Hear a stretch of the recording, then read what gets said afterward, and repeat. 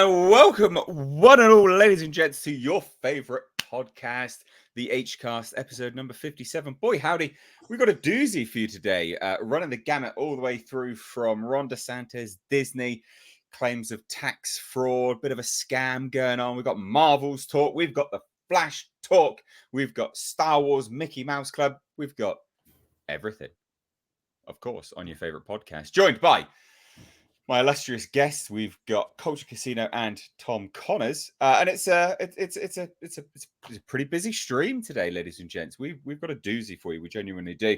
Thank you one and all for joining. Thank you all 103 of you. Smash that thumbs up button as you come in here and join in the fun. I hope you're all having a great Tuesday.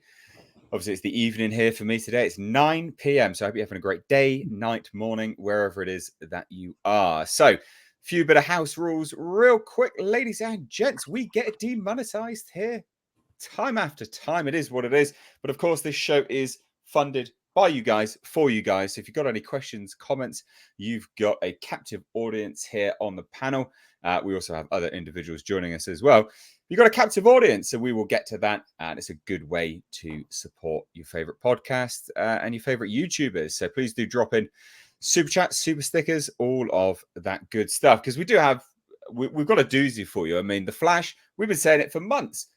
Over $300 million budget, yet confirmed now. I mean, they're a bit slow on the uptake, but, you know, hey, the mainstream media gets there eventually. And that's why you join your favorite podcast to get your news. As opposed what I think is funny is the amount of money they lost on The Flash is probably the same amount of money they'll make on Barbie. So it's just a wash at the end of the day. I agree. Yeah, agree. But save those thoughts. Save those thoughts. And introducing, of course, my great panel. We've got Culture Casino. How you doing, good sir? This is my favorite podcast, so I'm glad to be here. I'm very excited. This is going to be a glorious day, and we have too much news. We have too much news. Too much news. Too much news. Never enough, mate. I don't know. Never enough. And of course, we're joined by Tom Connors of Midnight's Edge After Dark. How you doing, bud? You all right? He's dead. He's dead. What did I do? Oh. How you doing? Are you all right? My toe hurts, but I'm okay. Oh, for goodness sake. Get it right. Okay, cool, fine. Guys, just read the bloody flow, Tom. Yeah, we're feeling it today. I got back from the doctor a little bit ago. It's been one of those days. Oh, okay. All right. We were all hopped up on pain meds last time, but I guess you're not. Yeah, I'll take those pretty soon. Oh, good. Epic. Good. You might be might hop yourself up a little bit more then. So yeah, look, it's a busy stream, ladies and gents. Like I said, we've got to do my epic 5-minute preamble as I always do, because it kind of takes a little while for the notifications to go out to everyone. But just as an FYI, if you like anyone's input today, please do hit subscribe on their channels. You can find the link to their channels down below in the description box, as well as the second channel for this podcast, the HCAR. So you can find it. It's Mr. H Reviews Live Archives. All of the full podcast episodes go there, as well as all the clips and the best bits. So when I say that this show is funded by you guys, for you guys, it's not just that either. You know, your super chats, some of them are so good, we cover them as separate topics on that second channel. Gets clipped, your name gets highlighted, we read out your name, and obviously cover your thing. And basically, your question is a video in and unto itself to an audience of, I mean, it's over 10,000 subscribers now on the channel. I think it's like 11,000 or something like that. So it's an audience of 11,000 people watching your comment, which is pretty bloody cool, to be honest. I think it's a pretty cool perk. But anyway, ladies and gents, hope you're all well. And Tom has got something to say about The Flash. The Flash budget has been revealed. I'm sure you'll love to jump in on this one. I don't know if you've seen this, but yeah, The Flash. We've been saying this for a very long time. Tom especially has been saying this. And I still think they're undershooting it. This is an article on The Hollywood Reporter. And it says, just as much as a part of the narrative of this summer's release are the surprising misses, such as a recent rough stretch for DC Studios titles that include the audience rejection of the Ezra Miller starring The Flash, which collected just these sweet numbers. Just $268 million at the global box office against a $300 million production budget, impacting toy sales for the project. when you look at the Flash toys, the character from the movie that outsold everything else was Batman and the Batmobile, says Jordan Hembrough. And funny because they never even drive it in the movie. Yeah. I know. And because its people have this connection to Michael Keaton and his portrayal of the 1989 Batman. Flash books are down. Surprise. Anything related to the film is kind of dropping. So that, I mean, look, we've got a lot to say here. $300 million budget. I still think they're undershooting it. Yeah. I actually think it's probably going to be a little bit more. I don't think they're counting in a lot of the reshoots. Yeah. Yeah. About $350 million. This has lost over $300 million. Easy. What do we think? Come on, Tom. You wanted to talk about this? Come on, oh, well, to me. Like I said, I mean, they can be celebrating over Barbie right now, but whatever they gain in Barbie, they're losing in the Flash. I mean, this thing was a disaster from beginning to end.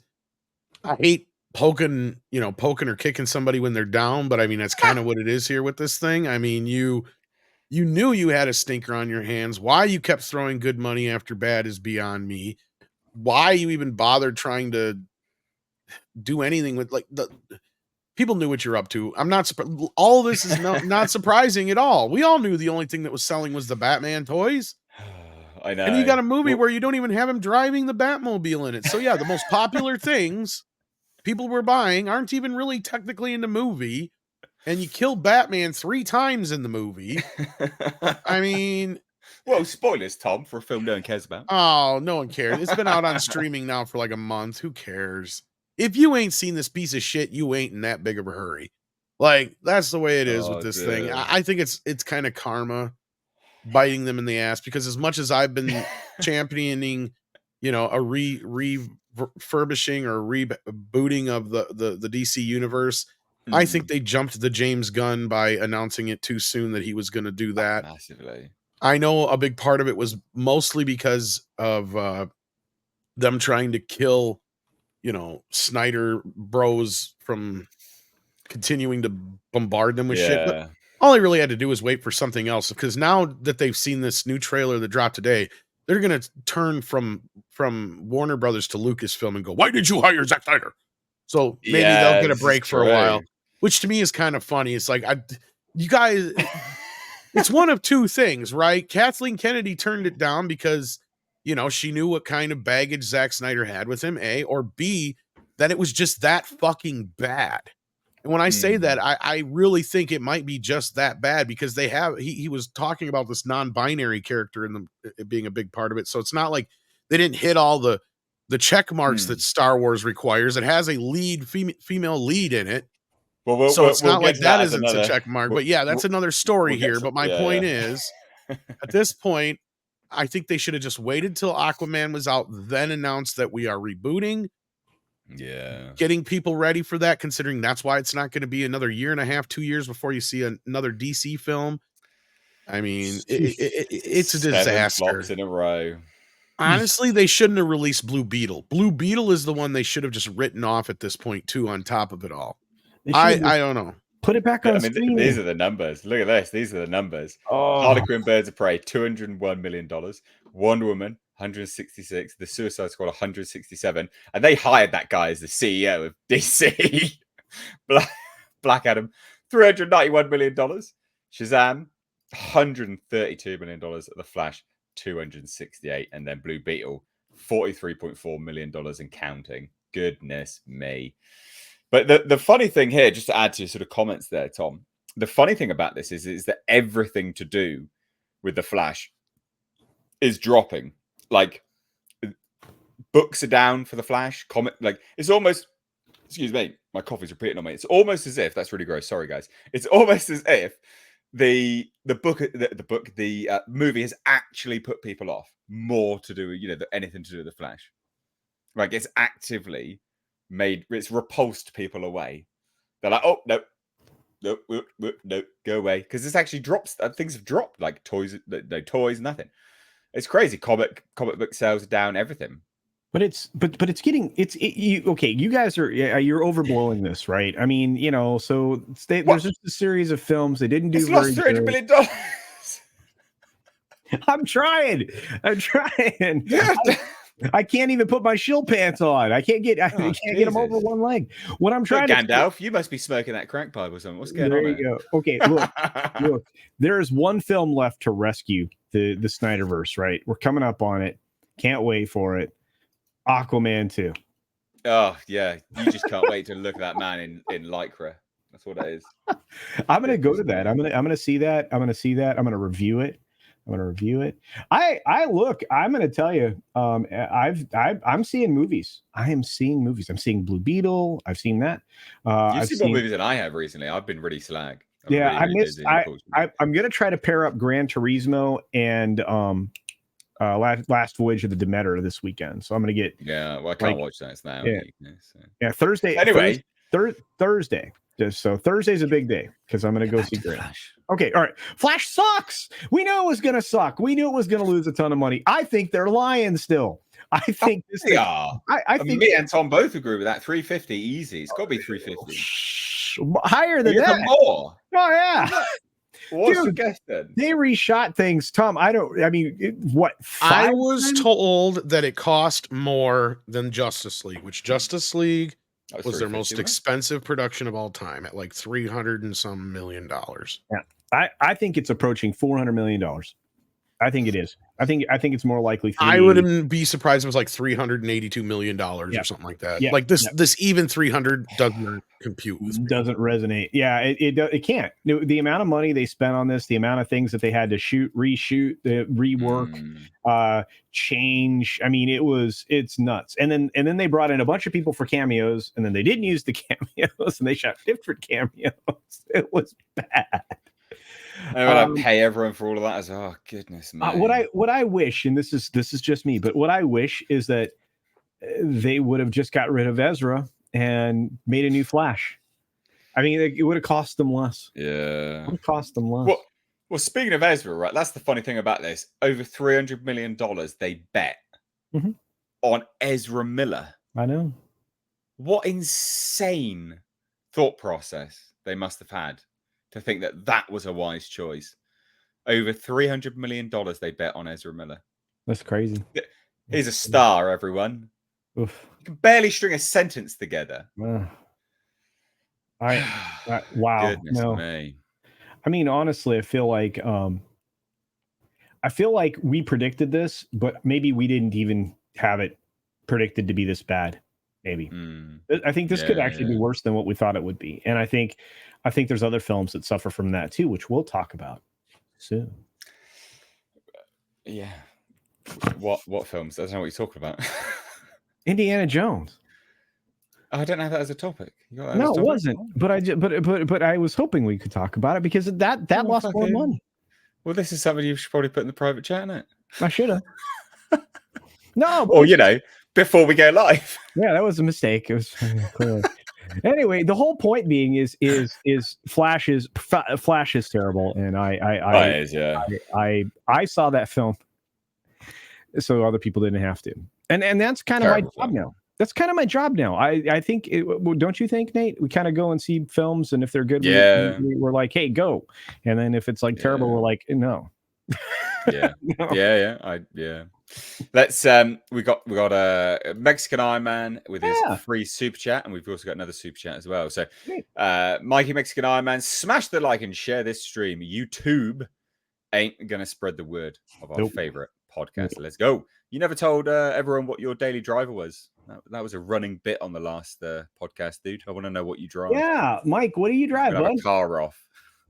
Yeah. What do you drive, Mikey? Thanks so much, Mexican Iron Man. And yeah, please, everyone, smash that thumbs up button. Please do share this stream out as well. And Doug, 1985 VA Loves Horror for $4.99. So first, super chat, keeping the lights on here today. Thank you so much. Says Snyder fans are having an orgasm over that Rebel Moon trailer. Yes, which does actually take us nicely off to our next topic, which is the Rebel Moon trailer. Now, we can't show this trailer because it's Netflix and they copyright claim it straight away. Even though they steal YouTubers' videos for their Netflix documentaries. We'll get to that. But yeah, Netflix are terrible with this thing. So they're really harsh on the copyright claim. So we can't show it. But there was like 3.5 minutes and it's called a teaser trailer. What the fuck are they doing? 3.5 minutes for a teaser trailer. I mean, That's really is it for just to edge the fucking Snyder fans and make them go, oh, please don't stop. Well, let's get our thoughts on it. So my thoughts, first and foremost, right? 3.5 minutes is too long for a teaser trailer. Goddamn, just stop it, right? Leave something for the film. Okay, it's too long. It's too long for a teaser trailer. And it's a lot of the same kind of shots. I will say this as well, like it's very Zack Snyder. Like I see the wheat, the corn, the sort of the agricultural. I'm like, yeah, 300. Very, very reminiscent shots. A lot of the shots are very reminiscent. They're very Zack Snyder. It's a very Snyder film. Good or bad, I don't know. Some of the VFX look good. Some of it looks awful in terms of VFX. Where those shuttles sort of swoop into the village. Garbage VFX. I thought, because there was a sort of a teaser before the teaser trailer a little while ago, and I thought that was unfinished CG, but it seemingly is finished, and yeah, it's bad. But some of the VFX looks all right, in fairness. But I do think as well that a lot of this VFX won't be revealed as bad as it possibly could be, because it won't be shown on a huge theater screen. So it'll be a small screen at home. What do we think, though? Thoughts, Culture? Well, I mean, there are some aesthetics there I appreciate. I like some of the cinematography that was utilized. I think there's a decent chance there'll be a film here that people will enjoy. He just wears me out. Over or under 3 hours? That's the bet. 3. Oh, I'm 3. saying, do we think over or under 3 hours? Oh, easily over 3 hours. Are you kidding me? Yeah, I think we're going to get close to 4. I think possibly. I don't know. I mean, if a teaser is 3 minutes, what does that tell you? It's like 1 minute for every hour of the film. I can believe that teaser bloody too long. Way too long. It's gonna be. It's going to be long, but like I said, for whatever reason, he just wears me out now. I mean, and maybe that's because of his version of the Justice League or anything else. But as far as the appearance, I think it looks great. And everybody's like, well, it's 2 parts. It's 2 parts. And, yeah. I'm like, it's still going to be. You better hope the first part is good, so somebody watches the second part, so they don't quit watching it like everybody did the Justice League, huh? This thing's going to be so long. It's going to be so. Zach is a perpetual fucking 12-year-old. Okay, he is. He is all flash and no fucking substance. He's made one good fucking movie, and he's been coasting on that ever since. Trigger warning, everyone. Yeah, trigger warning. I get it. You may think it looks cool. Yes, that's great. Look, Zack Snyder shouldn't even be making movies anymore. But goddamn it! Oh God. At least in this case, he can leave the fucking Warner Brothers and DC fans alone for a while, so that maybe his troop will go over there going, like I was saying earlier, they'll come over and go, Lucasfilm, why the fuck didn't you hire him? This should be Star Wars. You should retroactively make this Star Wars. Hashtag make it Star Wars. This is the next 3 months, you guys. This rant would be better on camera, Tom. I'm not gonna lie. So everyone can see your angry reaction. Well, it's just like, like I said, they're just gonna. I can't do it now. Part of the persona is that I get to put on the mask, Oh God. No, it is what it is. Some people are gonna love it. They're gonna hail it as the greatest fucking sci-fi film ever made, period. And then the other half are just gonna be like, yeah, it's a fucking Zack Snyder movie. I did not need Star Wars Sucker Punch, but thank you very much.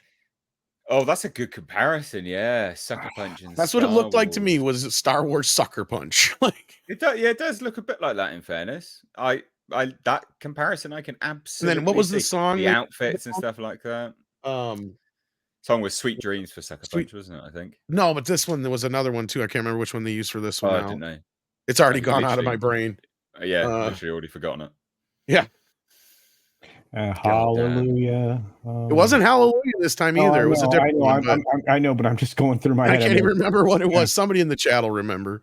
What are they stamping out there? I like I said, the trailer looked interesting. I was intrigued. It's very big. She's the key to everything, guys. Like, this movie is literally that. Yeah. Yeah, it is. Yeah, you are right. You're not wrong. Like, I mean, It's a 3.5 minute teaser trailer, so they literally tell you what the movie like. There are a lot of hand holding in that teaser trailer. For All right, this, which you didn't need to be. I'm sticking with my prediction. It's going to be 3.5, almost 4 hours long. What do you think, Tom? What do you think? I think over he's right. 3 hours. Oh, the first part alone is going to be 3 hours. Yeah. Then the sky's the limit for part 2. All right, I mean 8 hours at that point. This would be the first 11-hour movie. It'll be fantastic. Fuck's sake. I mean, do his fans just sit there and fap over and over for 3 hours? Is that what they do? I was told you go blind. I am surprised Netflix has allowed. I'm surprised Netflix has partnered up with them to make such high budget movies. I really am. Like, I genuinely am surprised. Because like they must be doing it as a loss leader. It must be a loss leader for them. What do you think? Because they're not getting this money back unless they are going to release it in theaters, which they have done periodically. They can release it on video later. I mean, look, the way Netflix and these streaming services normally would work, if before it became a format war, basically, was Netflix would gauge something's popularity by how many signups they get during the period that thing's the most active, and how many of those signups, that was like one of the first things they went to watch, right? So let me take you back. What was it, like a year ago, where we were talking about Cobra Kai season 6 was up in the air?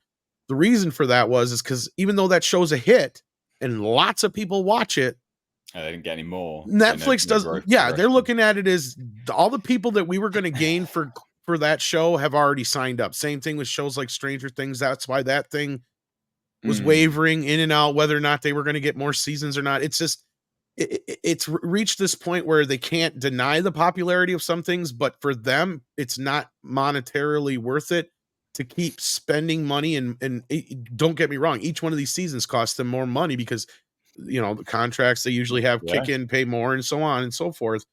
That they're just like, no, we're good. And that was what we were hearing about with like Cobra Kai, for instance, was like, that's the 6th season. They were going to be expected to be paid more of the budget. Because that's where these contracts usually kick over.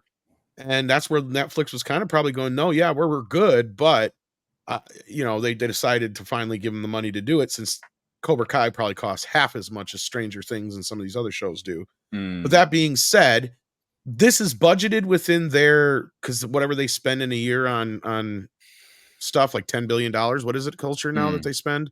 Is it 10 or less or more now? I can't remember. Or for which? For their in-house entertainment. For a while there, they were spending $10 billion a year. Yeah, and I think they cut it down to 6. It was reduced, but it was stretching between 10 and 15 billion. Yeah, then they went. Yeah, when at their height, they were between 10 and 15, and now they cut back a little bit. But yeah, this is in that budget. But they're looking at it as, I'm sure that this is going to bring up. Look at how the Snyder crowd basically made HBO Max somewhat of a hit off the bat, because everybody signed up that was going to sign up, even those who just supported the idea and weren't necessarily Snyder fans. I think Netflix is hoping for something like that with this Rebel Moon thing, because, you know, for those who don't know what it is, because we've kind of danced around this, this was Zack Snyder's proposed Star Wars movie that he proposed to Kathleen Kennedy that she turned down. And that's where I said earlier, that means one of two things. It could be good. I'm not going to give him the benefit of the doubt, though. I'm going to give, because there's plenty of things in this movie to get Disney's attention, like a lead female who's the key to everything and such. I think that it probably was just that bad, and or the stench of Snyder was enough for Kathleen Kennedy to go say, no, we're good. So if this is the thing, if this thing is successful and it's actually good, at least it'll draw the fans' ire from Warner Brothers to Lucasfilm, and I'll laugh at that for a while. You know something, Tom, and here's the thing. I was wrong. They originally announced they could spend up to $17 billion for 2023.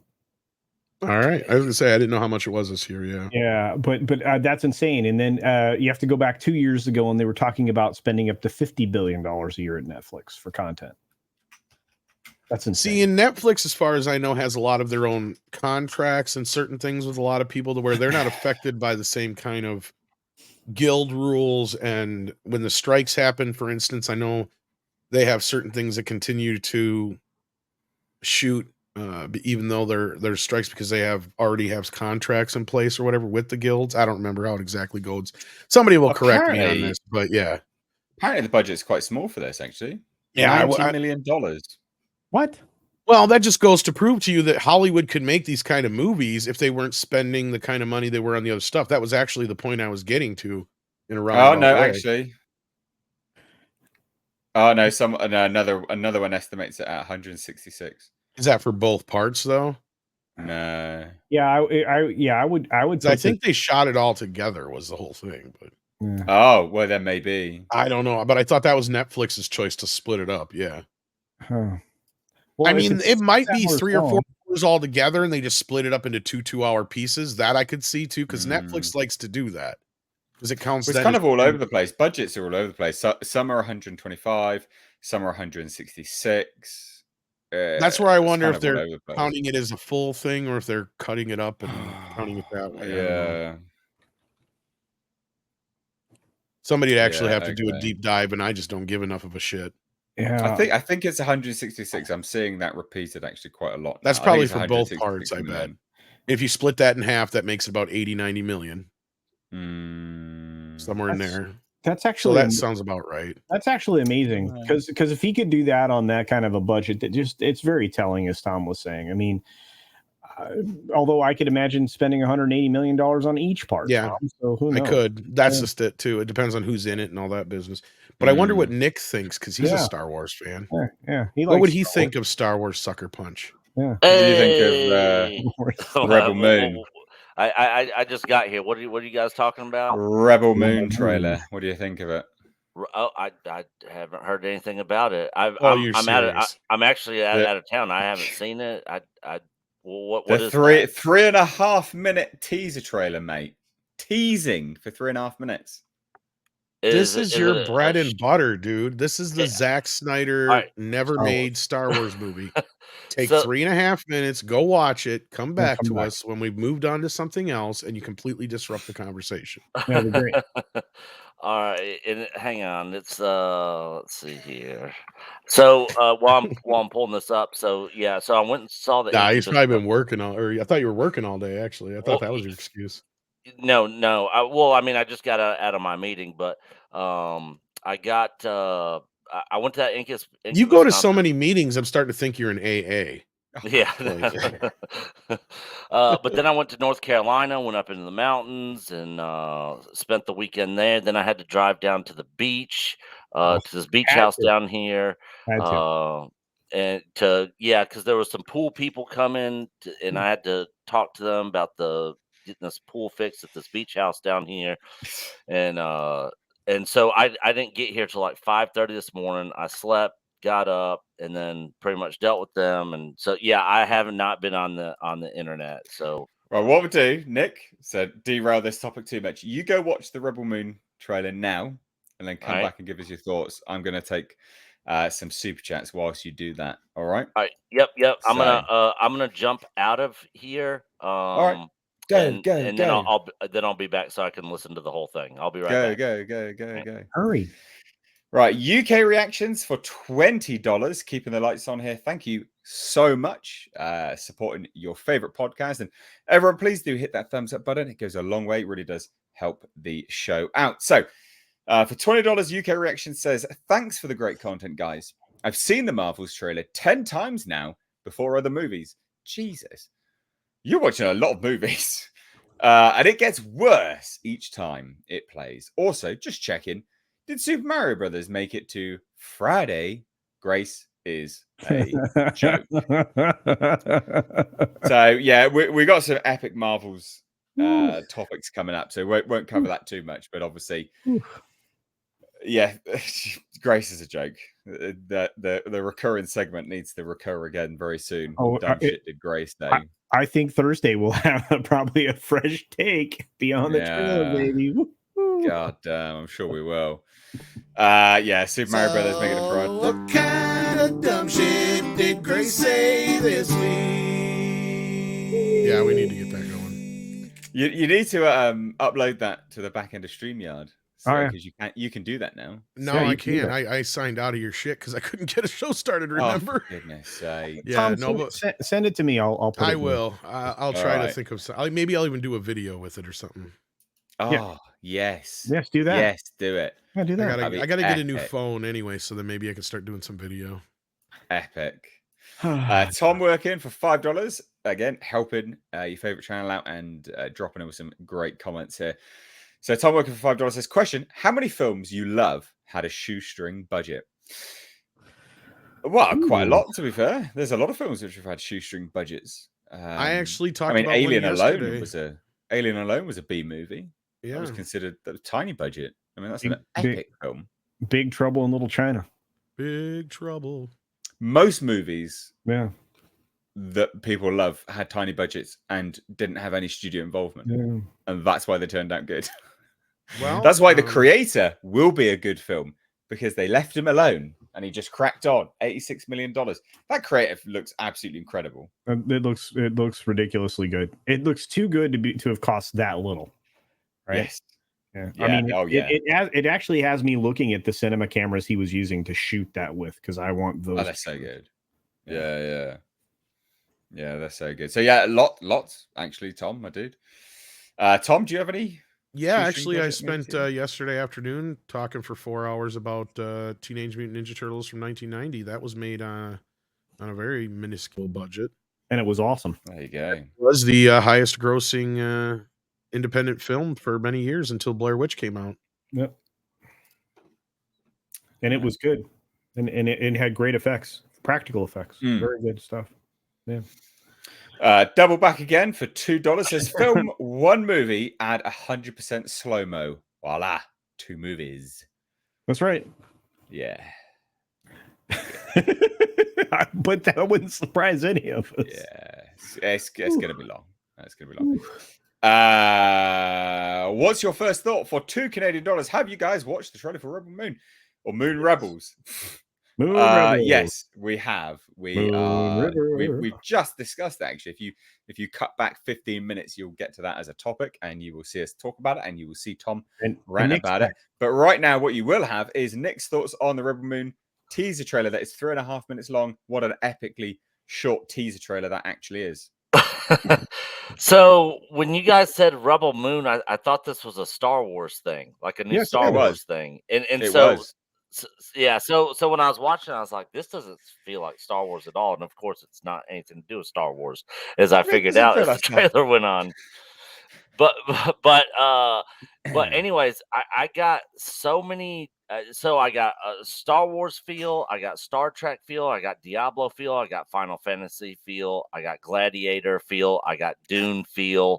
Like it felt like a hodgepodge of so many different IPs thrown into one story.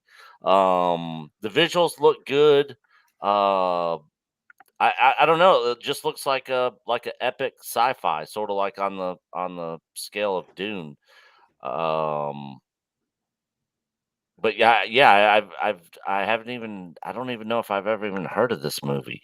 If I have, I completely forgot about it. So it was intended as a Star Wars pitch. He pitched it to Kathleen Kennedy, and she turned it down. Interesting. If it almost if it was going to be something Star Wars and they changed it up, I don't know. I'm sure it would have turned out completely different from the trailer I just saw. Really? Because that girl is the key to everything. Yeah, I mean, yeah, definitely. I mean, it's definitely in their wheelhouse for sure. I don't know why she turned it down. I don't know. I'm still trying to process the whole thing. I mean, it doesn't too much slow mo for Nick's brain. It slowed him down. Yeah. Does it look pretty? Do you think it's pretty? I mean, the visuals and stuff on it, I thought looked good. But I don't really know what it's about. She's the key. Yeah, she's the key to everything, Nick. That's what it's about, mate. She's the key. It doesn't matter anything else. and this is a Netflix thing. This looks like a theatrical. This looked like a theatrical, something that would be out in I reckon theaters. they I was will surprised release it. to see it's a Netflix thing. I reckon they will release it in theaters. They have to get some of that money back. Huh. I'm. Go, Nick. Oh, I was just gonna say. I mean, it definitely looks worth checking out at least. But I don't know. Having just watched that trailer. What's your over I and don't under? really know what to think yet. What's your over and under of whether it will be 3 hours, more or under? It's a Zack Snyder film on Netflix. Over or under 3 hours.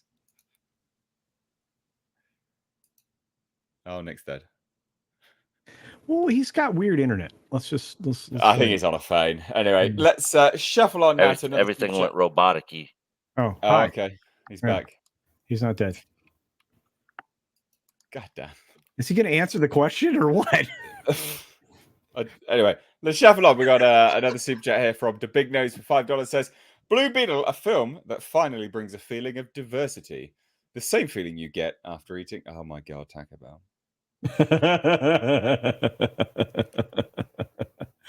Oh, geez. There are 471 folks here. At least some of you got that joke. And if you did, hit the thumbs up button, please. Everything went robotic-y for me. And then I lost internet. Thank you. Thank you, Tim. He's back. He's back. We got a new member of the channel as well. So channel memberships and super chats help out a lot. So we got a new member, Kerry Kaverga, I think. Hey. Might be butchering that, but thank you so much. Becoming a member of the channel. Thank you so much. Do appreciate it. It goes a long way. So, ladies and gents, let's shuffle on now because we've got some funny Marvel stuff. Oh.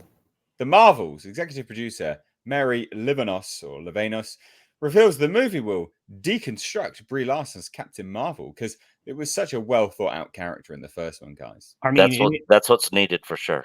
I mean, deconstruction of the character. This fully formed beloved character that everybody has their arms wrapped around. We're going to now deconstruct.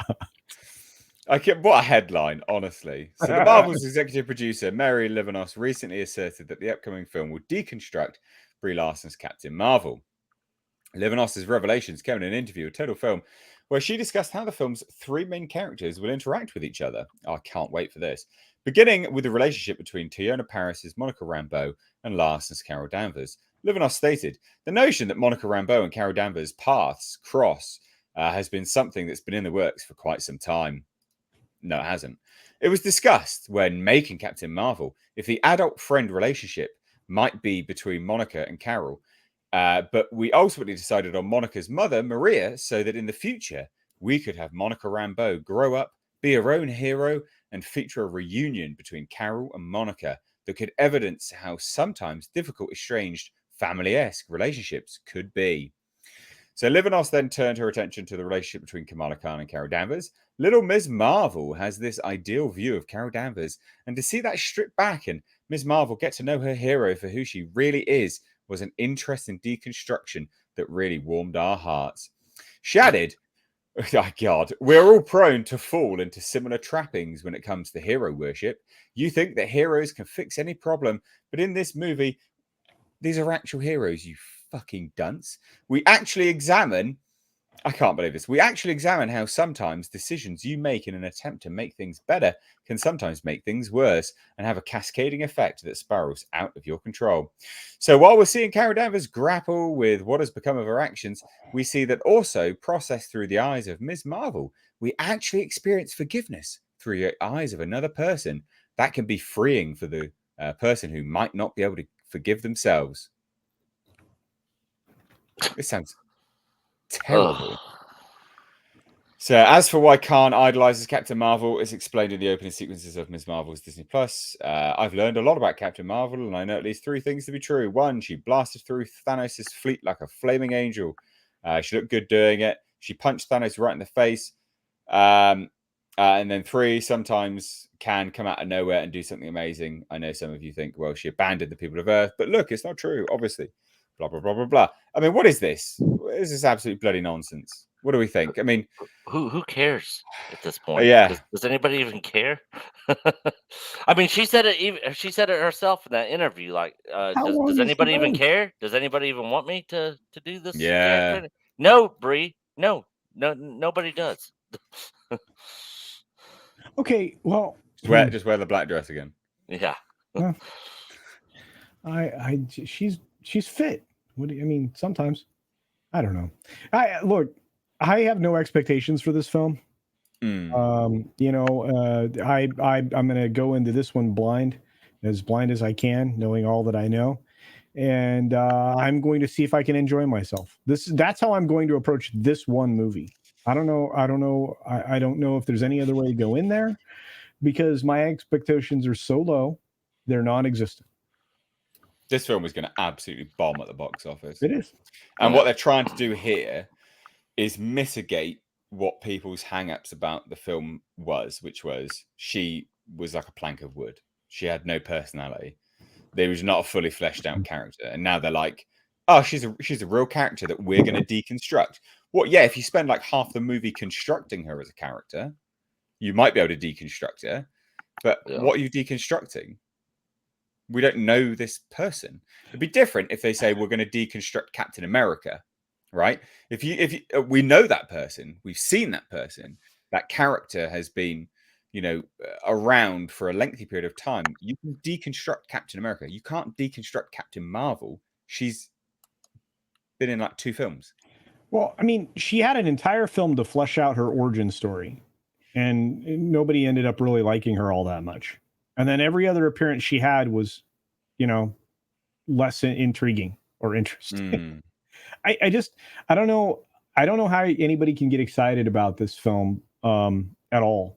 I really don't. But again, some people like the first film. Obviously, Superfan, the girl that plays Kamala Khan, she actually likes the character. So I mean, there's got to be an audience for it. It's just not going to be a big audience. I think you're right, Nate. I don't know. Tom, thoughts? Am I wrong? I don't give a shit about Miss Marvel. Now, can you do that sounding like Harrison Ford? Why should I care? Ms. Marvel. I'm not in it. Yeah, so I just looked this up. I'm in the Thunderbolts. Jeez. I just looked this up. She had a total screen time in the Avengers movies that she was in 6 minutes. 6 minutes. So that and a movie, right? That's it. Yeah, and then her own movie is all we've gotten of her. And that movie did cross the $1 billion, but that was sandwiched right in there in between all the other great Marvel movies that we got. So people were just like they were on board. Now people have jumped ship after all the crap we've gotten. And I don't think this thing will even come close to hitting $1 billion. Oh God, no. Well, what do we think then? Hot predictions of what it's going to hit. I mean, I reckon $500 million, which for this huge flop. That's like 50% of what they took last time for the original Captain Marvel. Write this down. Actually, because of inflation. Yeah, write this down. 465 million global. That's what you reckon. Okay. Yep. What do you reckon, Tom?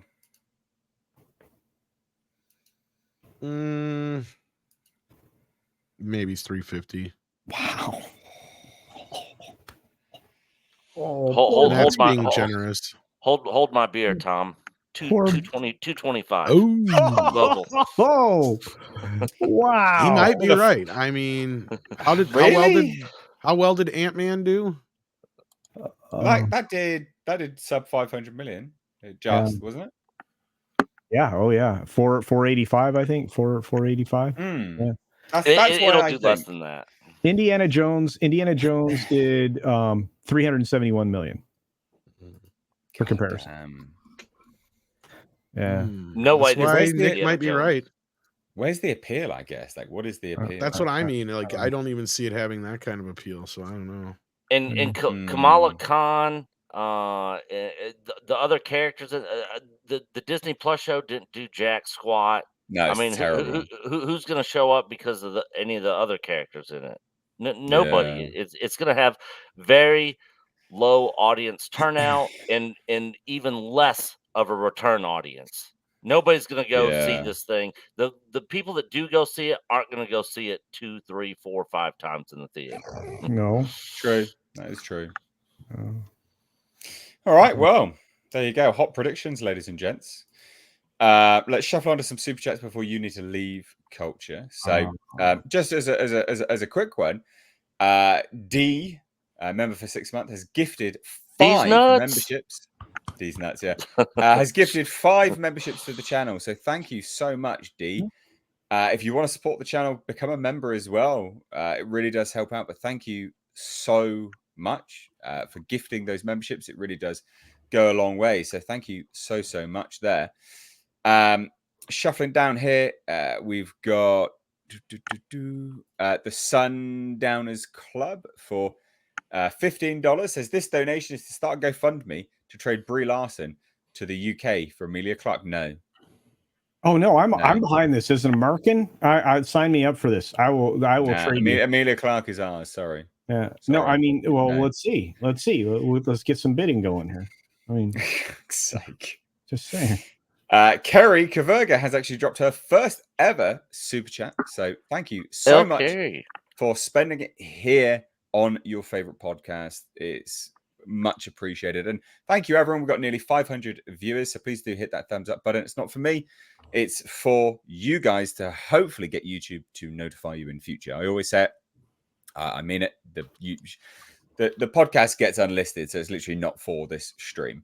But Kerry, thank you so much for 5. Because you say you're in Mexico, so is that pesos? Is that 5 pesos? I'm guessing. No, those are euros.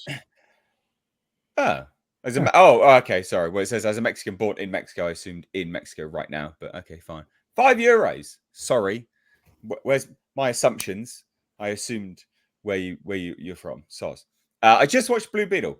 As a Mexican born in Mexico, I laughed my ass off with the jokes. And thanks, Miss H, for the incredible content. Well, hopefully you still think it's incredible content after I just butchered where you're from or where you may be right now. So apologies. Anyway, shuffling on. Quick question. Have any of you guys seen Blue Beetle? Yes. Oh, I have seen not. the culture? I've been slacking. I saw it in the theater. Did you like it? You think? Sure. Real quick. I don't think it's a good movie. I don't think it's a bad movie. I gave it a 6. You're breaking Kerry's heart. I gave it a 6 out of 10. There were some humorous. Okay. Yeah, there were some humorous elements that hit for sure. There were some things that made everybody in the audience groan out of pure cringe, especially in the audience that I was in. The person I went with, I turned to several times and said that was quite predictable. And then at that point, it was beat for beat a paint by numbers movie. It pairs quite well with the Ant-Man. If you go screen to screen, there's actually a wonderful TikTok video that breaks it down that way. There is a number of different things that are stole directly from Marvel Cinematic Universe films, and ultimately, it's unfortunately going to perform so badly at the box office that even a rumor of a sequel is probably untrue. So there you are. Yeah, I will have to agree with you about this sequel chances. The prospects are quite low. Okay. Well, there you have it, Kerry. Unfortunately, only one of us has seen Blue Beetle. I have not managed to see. I've been absolutely balls deep in Datsuns lately. Unfortunately, actually, literally. Yeah, it's been a nightmare. Sorry, go on, Tom. I was just saying, for what it's worth, I mean,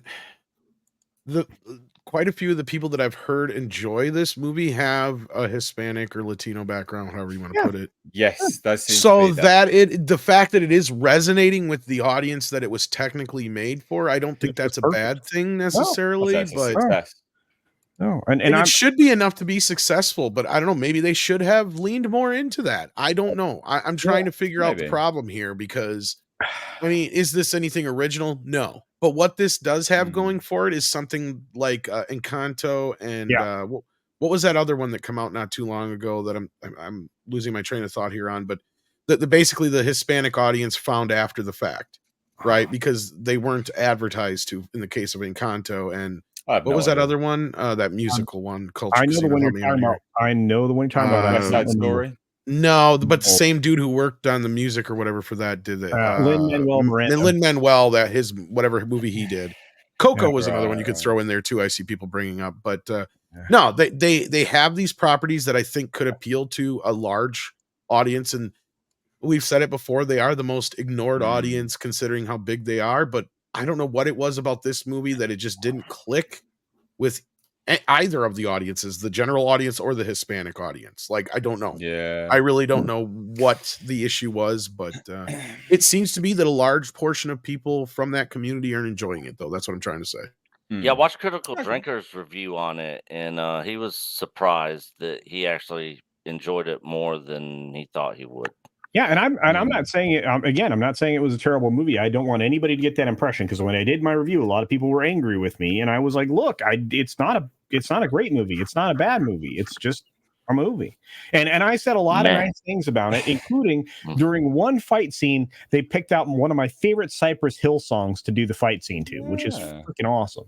So yeah, it was almost choreographed. Was it Insane in the Brain, Loco? No. What was it? No. Watch the movie. I'm going to, but why is this like some random secret that you won't tell us the Cypress Hill song? Because I can't remember.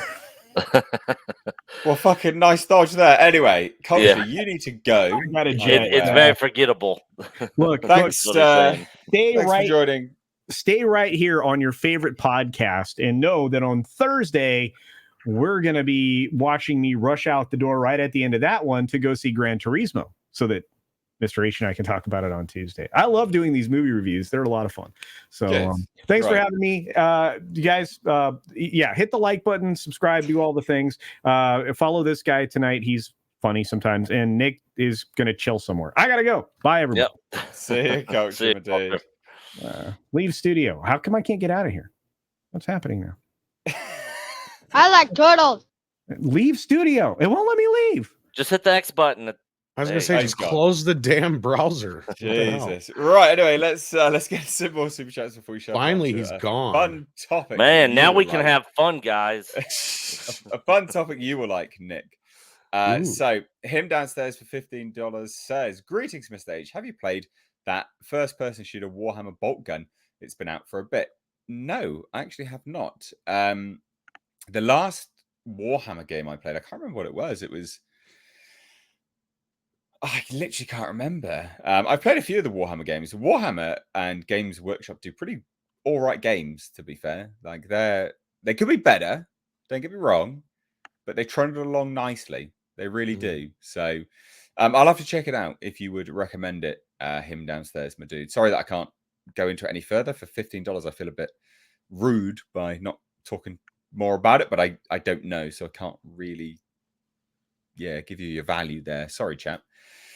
Israel R for $10 says, "Hello, HCast panel. Nick is right. Most people don't care anymore about the MCU, especially after Disney, Marvel have broken good faith with the general audience." 100%. That's where people are with it. Their upcoming Disney shows are going to fail. Their upcoming movies are going to fail. You're staying up super late to watch Ahsoka, I see. It's actually, they changed the release time. It's actually going to drop at 8:00 p.m. my time tonight. No more this 2 a.m. thing. Now, I noticed that. I don't know if that's going to be how they're going to do it moving forward every single week. But that's at least the case for the 2-episode premiere tonight. I think they figured out that was hurting their ratings. I mean, it's part so of it stupid. anyway. Well, why would you drop it at 2 a.m., 3 a.m. for people on the East Coast? So dumb. Pointless. Stupid. So dumb. Yeah, we all agree with you there, Israel. Unequivocally, my dude. Tom working for $2 says, "Question: repeat watch of a movie in the theater." I haven't done that for a very long time. I repeat watched Joker. Oh God, what was the last movie I saw? Top Gun Maverick was the last one for me. It's been a long time. I'm trying to think. Well, you're so far from the movies, Tom. It's That's probably not part worth of you it. going and seeing it the second time. I mean, that's part of it. Yeah. I mean, when I was a kid, I used to do it all the time, though. I'd go see yeah. movies a couple times. I mean, like my I don't know. record is got to be like Ninja Turtles: Secret of the Ooze. I think was 6 times or something like that. What's the latest, Tom? Yeah, so I'm trying to think. Is the latest one. Not Mutant Mayhem. You're not down for that. Yeah, I went and seen that like 5 times. No, I'm trying to remember. I know you did. God.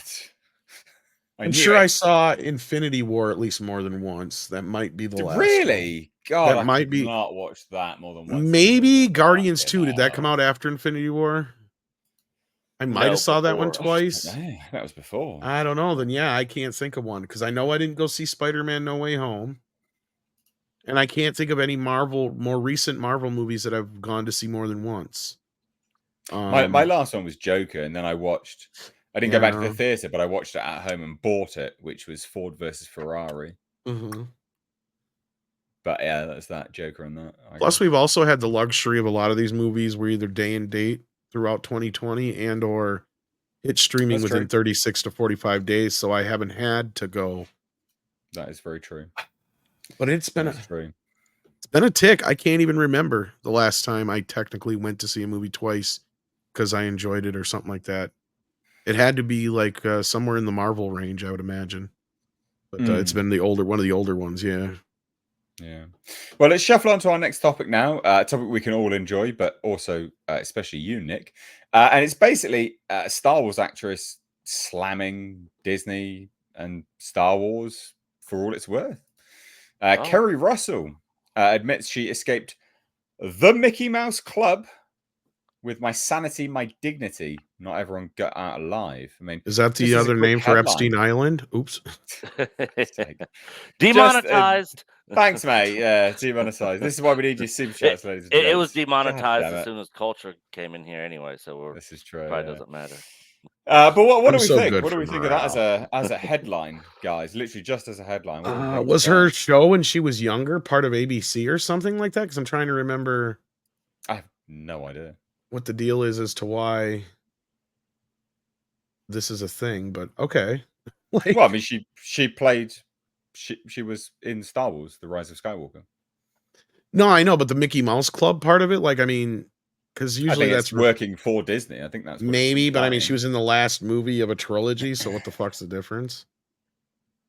Yeah, I guess so. I mean, well, here's the comment today. So, Kerry Russell recently performed an interview with W Magazine's Lynn Hirschberg, who noted that Russell was a Mouseketeer. So this is what it is. The actress responded and says, "Some of those people are still my best friends. Ilana Miller and Lindsay Alley. I was there at a time when there were a lot of famous kids there. And I say this completely truthfully, that like I was literally the least talented one there. I'm not kidding. What is a Mouseketeer? What on earth is a Mouseketeer?" That's what I was wondering, because a Mouseketeer, there's the Mickey Mouse Club. Yeah. Yeah. And a lot of kids started there. There was a couple different generation. It was just like a variety show they did. Like Britney Spears started there. Oh, right there it says it. Ryan Gosling, a few others, Justin Timberlake, Christina Aguilera, and the like. Yeah. That was one of the more recent rounds of in more recent years. But originally it was like Annette Funicello came from that. I don't know who she is. We don't have that here. But yeah, it was on. I think it was on originally on ABC or something like that, and then it moved to the Disney channel. But it was just like this afternoon like variety show with kids. They do music and do skits, and you know, it was just one of those things. And that's where I was kind of joking about it, because that's like the famous thing is that a lot of these kids didn't get out of there unscathed. Let's say, other than Ryan Gosling and her, I guess. And that's what I was wondering. Was she one of them or? I couldn't remember. I guess she was. Okay. Yeah, that's what I was trying to remember. I couldn't remember. Yeah. Well, she says, when you look at those kids, I'm like, why in the world did they pick me? It's crazy. But, you know, Christina Aguilera, Justin Timberlake, Ryan Gosling, Britney Spears, it was wild. And says, did you save anything from your time on the show? My sanity, my dignity. Not everyone got out alive. Wow. It's pretty brutal, isn't it? So Russell did not elaborate on what took place during her time. We can imagine. Just look at Britney now. And co-stars losing their sanity and dignity. However, Cole Sprouse, who starred on the Disney Channel series The Sweet Life of Zack and Cody, that debuted nearly a decade after the Mickey Mouse Club went off the air, accused the Walt Disney Company of sexualizing his female peers. Yeah, there was that other one. What was her name? Well, the Britney Spears' sister, that was Nickelodeon, I think. But then there was trying to remember the other girl that's like really fucked up now because of, and she was a Disney kid too. I'm trying to remember her name. Wasn't it? Oh God, the I know. I think I know exactly the one you're talking about. Yeah, well, there's a couple of them, but like there's one specifically I was trying to think of. Not bloody name. I was trying to think like Amanda. Is it Amanda Bynes? I'm thinking of, and then there was also what's her face who was in Herbie, of course, too, the redhead. Yeah, Amanda Bynes. Okay, yeah. So Amanda Bynes is the main one I'm thinking of. She's really fucked up. You're talking about Lindsay Lohan, and Lindsay Lohan is the other one. Yes, thank you. Yeah. Those two really got fucked up by being a Disney kid. Yeah. There was another one as well. Oh yeah, there's a few. There's a good handful. That's the thing. Yeah. God damn it. Anyway, whatever. Great comments though. Just absolutely straight up. Yeah. And this is some of the other stuff. So this chap said, my brother and I used to get quite a bit of, oh, you made it out. Oh, you're unscathed. See? No, the young women on the channel, we were on Disney Channel, were so heavily sexualized from such an earlier age than my brother and I, that there's absolutely no way that we could compare our experiences. God damn. Well, and I'm sure some of the guys got propositioned by some very homosexual oriented executives too.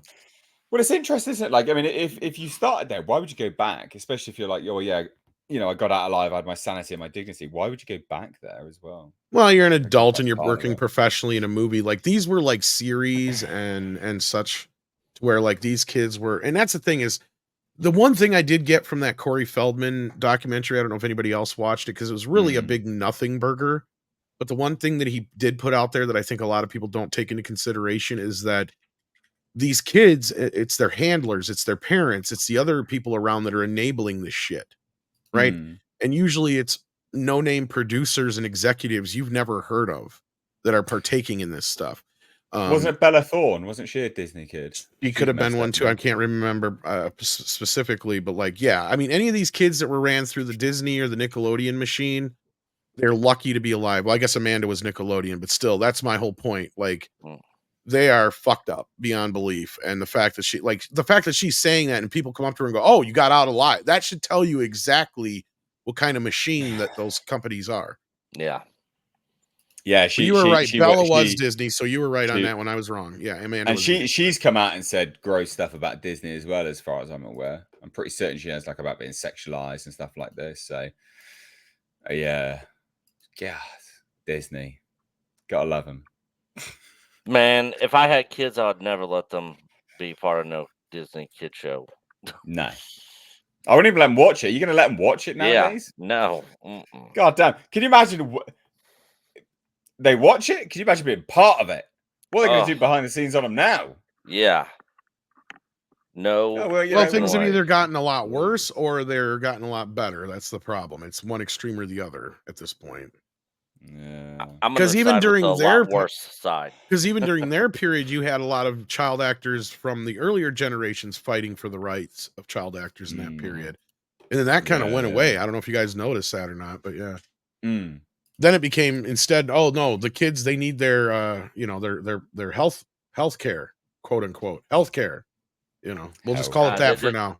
That reminds me of the whole Macaulay Culkin thing with him and his parents and all that. Yeah, Lord, man, he wasn't even part of Disney, and look how jacked up he is now. Well, and he's one of the main reasons I don't believe necessarily Michael Jackson did anything, but he again also was one of those like Corey Feldman, who, like I said from that documentary I heard, the main thing was it's not so much these people that you automatically suspect, it's the people you don't fucking know.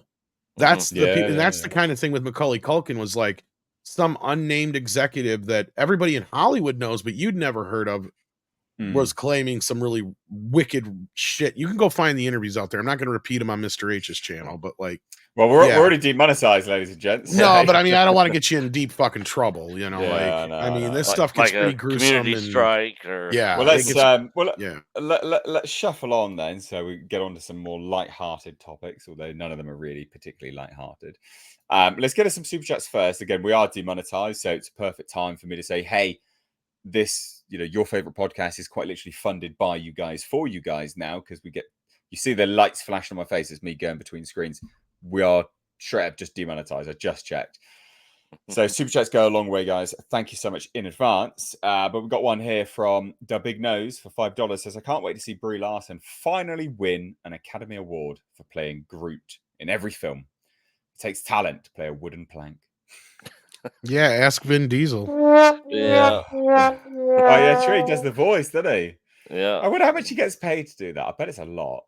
I bet it's a lot. Considering they supposedly keep bringing him back and they use his credit for everything, it's like, wouldn't you think they just sat him there for like an hour and go, say, I am Groot every which way you think you can? Yeah. Yeah. I mean, for each contract, surely it's going up money wise as well, right? That's what I'm saying. Like, and I mean, he's even credited with like the Baby Groot animated cartoons and stuff like that. And I mean, all he does is say, I am Groot in 5 different ways. I mean, how many different ways can you say I am Groot?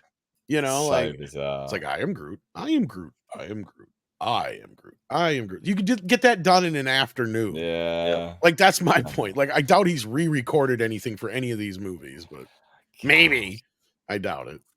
1864 Kev for $5 says, hey, love all you guys. Thank you, Mr. H, for recommending Strays. Loved it. Man, I love that film. That film was very funny. I haven't seen it yet. I need to watch that. Ah, mate, I had such a good that was technically a bigger bomb than Blue Beetle. Yeah. Yeah, my whole theater was in hysterics. It's like an adult kids animal movie, right? It's adult themed. It honestly, I had a really good time. That's a movie I'd go back and watch in theaters. I would honestly, if someone was like, "Hey, have you seen Strays yet?" I'd be like, "I've seen it, but I'm coming anyway." Like, it was good. I had a good time. I had a really good time with it. Out. Yeah, look, it's not going to be everyone's cup of tea, but everyone's ragging on it for the comedy because they're like, "Oh, it's a bit distasteful." I'm like, mate, most comedy that's distasteful is pretty funny, to be fair. Like, if you actually pull your head out your ass, like, a lot of it's quite funny. Some of it was a bit like, hey, this is a bit out there. But you got to sort of get yourself into the film, the sort of vibe of the film, I guess. Like, if I was to say some of the jokes, you'd be like, huh? But in sort of linear, succession, each joke after another, it makes sense and it's the general tone and vibe. And at that point, you're on the ride, you're enjoying it, if that makes sense. And they use real animals. It's not animated, right? Yeah, the real dogs with some CGI mouth movements. Okay. And so they got a border terrier as the main dog, which is obviously my dog, Jasper. So I love that. There's a Great Dane. They got any little chihuahuas in there? Yeah, I think so. Yeah, I think there is. Not as the leads or anything like that. Yeah, there is. There's some Labradors and stuff. It's a good film. I had a good time with it. So yeah, and so did Kev. So good. I'm glad you liked it, mate. Larry Quadowitz for another $5 says, hello, Miss H. I think you're at least going to like the score in Blue Beetle. It was almost like an 80s horror synthwave. Very impressive. I've heard good things about the score. I've heard that. That's the one thing that keeps coming through is, Mr. H, you really like the score. And I'm like, really? All right, then. I'll see. So everyone seems to like it. So maybe I would like it. Him downstairs, $15 says, I played it. It was fun. I think you'll find it amusing. This is to do with the Warhammer Bolt Gun game. I'll check it out, my dude. I'll check it out.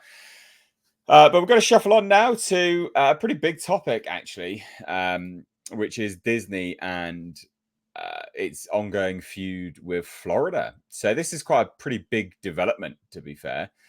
DeSantis appointees target the pro-Disney predecessors over unethical benefits and perks. Now, as a kind of like a quick overview, what they're saying is that due to perks and district employees' benefits to their families and things like that, they it's a sum of money of about 2.5 million that has basically come back into Disney via tax breaks.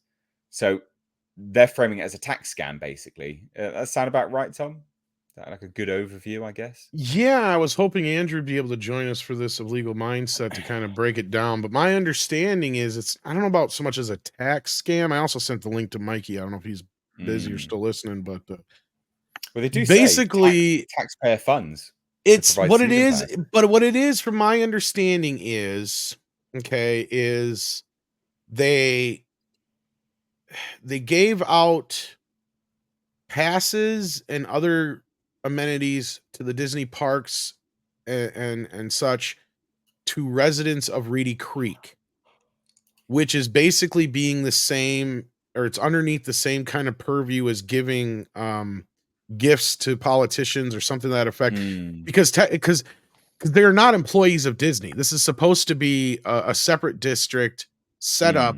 It was initially set up back in the 60s because Disney was supposed to build like 2 different cities, I think it was, like literal cities. Right. So instead of actually building the cities, they built the Epcot Center, and then they end up controlling these 2 districts that surround, or this district that surrounds Disney, one of the 2.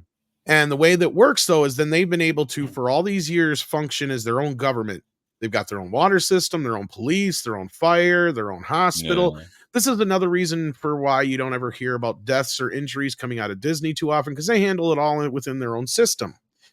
And also they have the benefit of being able to not have to go through the red tape that everybody else would have to go through, like Universal or these other parks, when they want to build something. Yeah. So what this has been nothing but a special privilege for Disney for the better part of 50 some years. And it was initially given to them under the guise of, we're building these cities, so we need these kind of, the ability to control over this. And it was supposed to be a separate entity from Disney. Okay, that's my understanding. But them gifting them this, along with the other stuff that's been piling up, this could open up Disney's books. And they're looking at around $2.5 million or more in criminal activity, basically. So they keep trying to drag Ron DeSantis into this, and he has very little to nothing to do with this. And a lot of this comes the day after where he had said publicly, like, yeah, I'm done with my fight with Disney. I don't give a shit, basically, in so many words. Yeah. This is the state deciding to go after Disney. So DeSantis has very little to nothing to do with this. Yeah. Yeah. Well, SpartanBot has just chimed in and said, worse than that, Disney had Reedy Creek pay for a bunch of Disney That's what this is. And given to the workers of Reedy Creek, a government and its workers. That's what I'm trying to say. Thank you. Get gifts from a private party. So, it is. Yeah, I was getting her to say that's illegal. Yeah. Well, so basically, let's take a look at the Hills article just to sort of clarify what they say. So, the Central Florida Tourism Oversight District's board members, who were appointed by Ron DeSantis, submitted a complaint to the State Inspector General, claiming that giving district employees season passes and discounts on hotels, merchandise, and food costs millions of dollars and amounts to unethical behavior. So in a statement, the board members claimed that last year alone, the perks and benefits given to district employees and their families totaled $2.5 million in 1 year. Just district employees, $2.5 million. That's insane. Quite a high number. So for decades, the former Disney-run RCID used taxpayer funds to provide season passes and amusement experiences to its employees and their family members, cover the cost of discounts on hotels, merchandise, food, and beverages, and give its own board members VIP main entrance passes. In addition to constituting unethical benefits and perks, the scheme raises significant questions regarding self-dealing, as the board members were only permitted a maximum of $100 per month in compensation per the Reedy Creek Improvement District Act. So, yeah, thoughts now. Self-dealing. Sock it to me, Nick. Come on. I mean, at this point, I'm not even surprised. I mean, they're literally like the mafia, I mean, they had their own little thing going. They could pretty much, there's no telling. And if I had to guess, this is probably like the tip of the iceberg.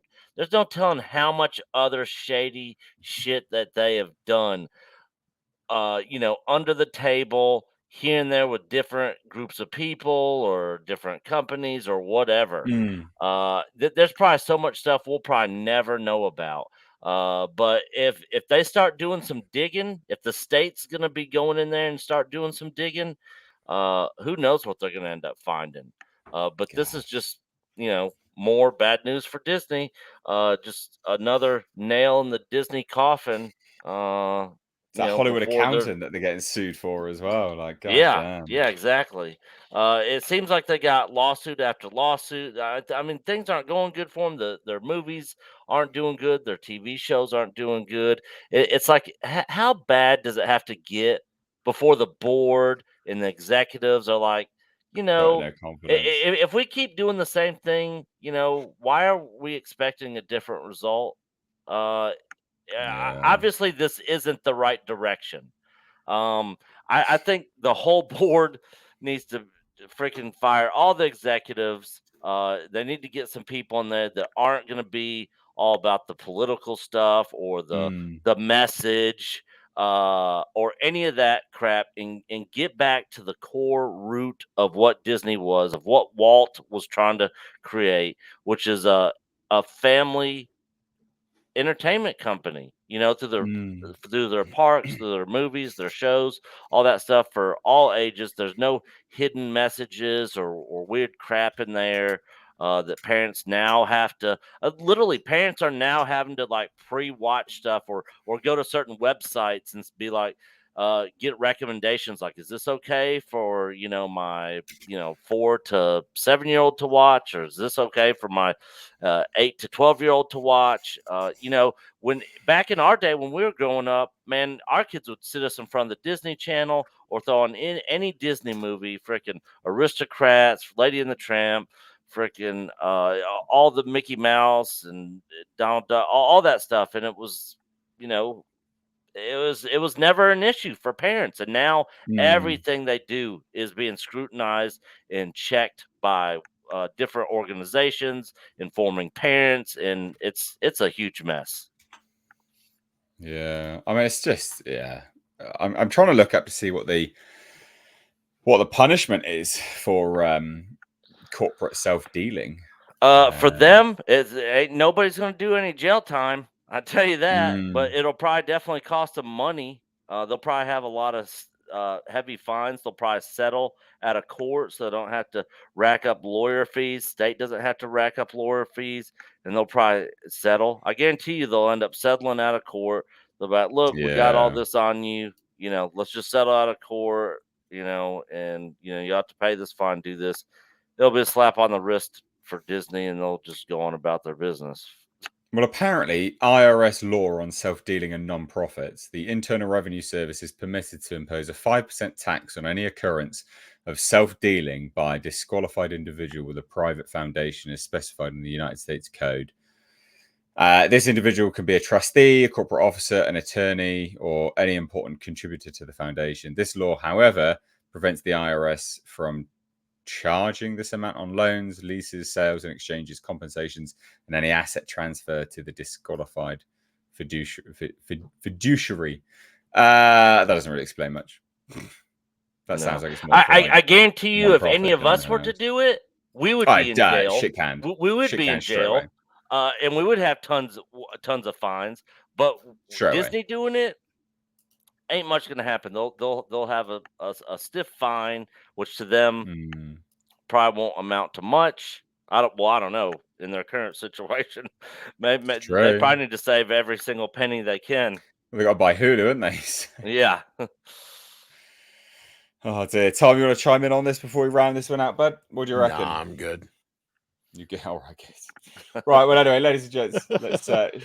Like I said, I mean, I'm not a lawyer. I don't. Yeah. I wish Andrew was here because Andrew or Valiant understands this a little bit better. And again, that one post that you put up on the screen really was saying what I was trying to say to begin with, but I was also trying to explain what this all entails, and it's so extensively buried in so much law stuff that is not my forte, and I'm not going to try to pretend that it is. So it would be a disservice to you guys to try and dwell on it too much, comment on it too much. All I know is it doesn't sound good for Disney from what I've been hearing. And this is something that could open up their books, and I'm not so sure they can get out of this just by writing some checks. But then again, that might be what it takes. But I mean, this could make a lot of people look bad. So it's a matter of, who's involved, who was gifted certain things, and Yeah, and what benefits did that bring to Disney's table? I mean, they're looking at like fraud and possible other kind of charges, along with what the individual whose post you put on the screen was saying there. That's 100% correct, from my understanding. So, yeah, this is not looking good for Disney. It's like every week they have something new that hits them, and it gets worse and worse and worse. Like, what's next week? Bob Iger literally being taken away in handcuffs from the Magic Kingdom. Like, can you imagine the fucking like? That's where we're getting at this point. Like, that's how much worse this can get for Disney, because that's where it's at. I mean, the only thing they got going from right now is a lot of this stuff they could probably try and use Chapek as a scapegoat, but he might get lucky and be like, oh, hell no, y'all ain't doing that to me. And he'll blow the lid, since he was more or less just an acting freaking governor at that point of the company. And Bob was really doing things. He may spill the beans on everybody. Who's to say that he could just enter a deal, couldn't he? So. Yeah, exactly. Like, so at this point, it could get real juicy. And like I said, I'm not even above the realm of possibility that in the next couple of weeks we see somebody escorted in cuffs Disney offices or something. It could be interesting. Could be very interesting when the federal government gets involved. When you mess with tax money, when you're talking about millions of dollars and other shit. Like, here's the thing we also have to remember: Disney's been under scrutiny already from the FTC for $6 billion discrepancy. Yeah, I think it was. That's nothing to sneeze at. When $6 billion is in question, you bet your butt the government is going to ask, where's the money, or what happened, or how did it happen? Because they want their piece. Trust me on that one. If they're going to go after Joe Schmo out in the middle of nowhere over a couple $100, they're going to come after Disney over billions. So this is not going to end anytime soon, and it's definitely probably not going to end in Disney's favor at this point. It's not looking good for them. I don't know. Where's the money, Lebowski? Exactly, Davina. Sorry, Nick. Maybe they need to take a play out of the Biden playbook on how to freaking embezzle and move money around tax free. Because that was last week's lawsuit. Was the company? Was it? I can't remember their name, but the company that worked with Fox, because they're claiming that Disney's. TSG. Yeah, they're claiming Disney's double dealing and underhand dealing and all this other stuff. That's some pretty salacious claims too, on top of it all. So this is not looking good for them. Yeah, it's really not. I mean, the saying the bigger they are, the harder they fall definitely applies here. That's for sure. And granted, I'm sure that a lot of these people are probably facing federal criminal charges with this stuff. But until I actually see somebody in handcuffs and getting hauled off, I'm not going to believe that anything like that's going to happen to any of them. Yeah, true. I don't buy it. It could happen. It should happen. I hope it does happen. But it's one of those things. I'll believe it when I see it. I mean, this is pretty major stuff. You are right. Definitely. Like, believe it when I see it. But we're one step closer each and every single time, and it is literally weekly, as Tom said. There is something brand new coming out. So it's like it's like someone's been picking at a thread, and now it's just all unraveling. This is the mess that Disney's created for themselves. It's just all unraveling for everyone. Iger will get abducted by aliens next week. That'll be the headline. That'll be it, yeah. Well, let's shuffle on to some super chats quickly before we move on to our next topic. So, Gypsy Danny Mix Boy for $9.99. Thank you so much. Says, I think Marvel Phase 4 and 5 should have been building up and introducing the X-Men and Brotherhood of Mutants instead of this confusing multiverse junk. Disney burned billions buying characters they never used. Yeah. But I don't really know why they bought Fox, because they're not really doing anything with it, are they? Not really. You can't say it's for Avatar, and you can't say it's really for the X-Men either. Why did they buy Fox? Because they've done nothing for content for Disney Plus and Hulu. Yeah, well, this is an interest. Why, Tom? Thoughts on why Disney bought Fox? It's a weird thing when they've not done anything with it. I mean, content-wise, I guess we joked about them getting Star Wars and the remaining Marvel characters back outside of Spider-Man,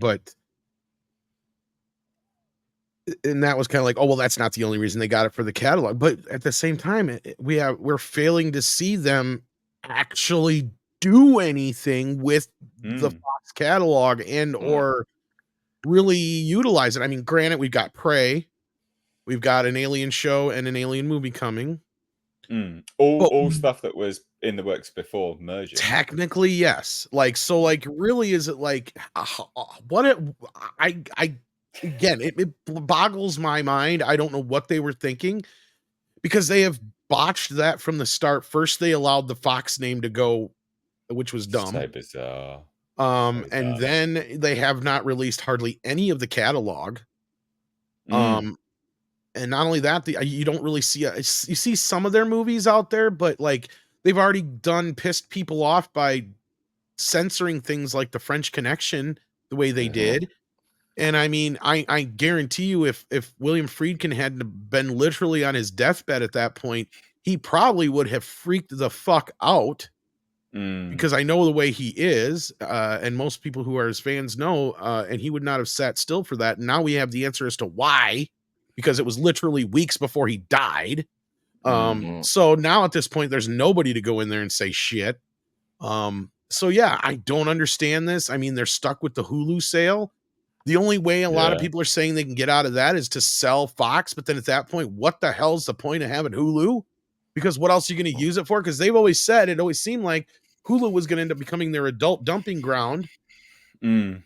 Yet we haven't really seen them do anything. I don't have a Die Hard 4K box set yet.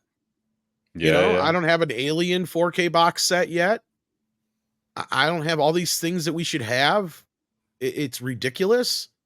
And I don't know. I really don't. I wish I had a good answer. At this point, the best thing I can say is the thing we joked about is they literally bought Fox just to get the X-Men and other Marvel properties out of Hawk and to get the Star Wars rights. That's it. That's all I can see at this point. And if that's the case, what a waste of $70 billion fucking dollars. My God. So strange. The people over at 20th Century Fox was like, hell yeah, we'll take that. We'll take it. Sold. Well, that was all because the way to the bank. The Murdochs knew which way these things were going. They seen that it's, if you're not going to be able to afford to get in the streaming game, you better get the fuck out now. And they got the fuck out now. And Disney was dumb enough to buy it. Universal ran the price up on them. And that's the funniest part of this whole thing is Universal ran the price up on them for that. And now Universal is pretty much sticking it to them by making them have to buy them out of Hulu. And the whole reason they have to buy them out of Hulu is because they bought Fox and now they own majority stake. If Universal had ended up buying Fox, it'd be the other way around. Yeah. So it's a convoluted mess, and Disney has found itself in. Well, there you have it. Let's. I was gonna say real quick on the building up and the introducing X-Men and Brotherhood of Mutants. At this point, that they need to just. The only good part about the multiverse is they can basically reboot, the characters and say, all right, this happens in another multiverse. This is Iron Man in that universe. This is Tony Stark, new actor playing it. This is Captain America. This is the X-Men, to where it all happens in this other universe. It's outside of the MCU that we've come to know and love, up to, Infinity War and Endgame. But I mean, they're not going to do that. They're going to sink. Oh, come on, that'd be smart. They're not smart. Yeah. So, no. Oh dear. There you go, Danny, mixed boy. So, what's your first thought for 10 Canadian dollars? He's actually sent two. So this is a part 1 and part 2. It says, this goes to your question from last week. Do all samurai commit seppuku after dishonor? Not always. Sometimes it is used as capital punishment or as a show of protest. Interesting. Okay. Ronin are usually the bodyguards of fallen lords and go to work for the underworld, usually the Yakuza. Oh, well, I did not know that. So that's genuinely interesting. I think Japan's epic, rich cultural background. Fascinating place, genuinely.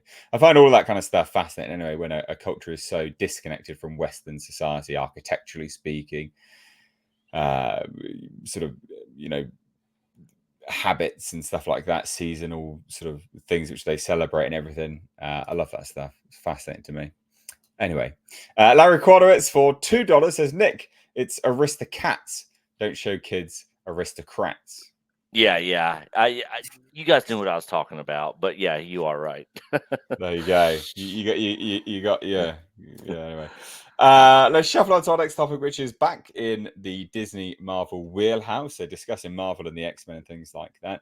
What they have been doing is the multiverse and then weird singular movies like The Marvels, which isn't looking like it's going to get a sequel.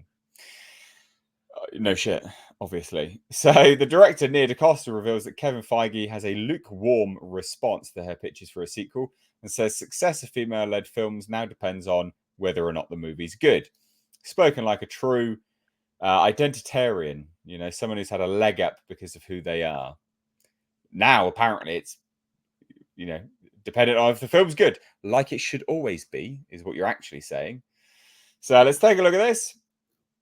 Nia DaCosta shared her uncertainty regarding the Marvel Cinematic Universe futures of both her and her film's titular trio during a recent interview with Total Film magazine. I love the fact that she just reveals all of her L's. I will pitch Kevin Feige 17 versions of what can happen with all these women and why and how and this and that.